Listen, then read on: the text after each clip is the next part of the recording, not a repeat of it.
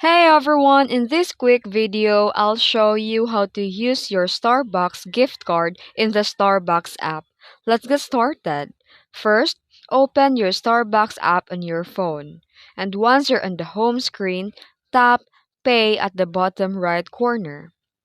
Next, tap the plus sign icon in the top right and you'll see the two options. Already have the Starbucks card or buy a new digital Starbucks card.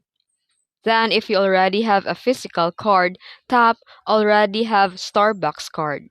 If you want to buy a digital card, tap the second option to purchase one directly in the app. You can either scan your physical gift card using your camera or manually type the card number and security code. And once entered, tap Add Card. After adding it, your balance will appear under the Pay section. You can use it to pay for drinks, food, or merchandise in any Starbucks location. And that's it. You've successfully added and used your Starbucks gift card. If this video helped you, don't forget to like and subscribe for more tutorials. Thanks for watching.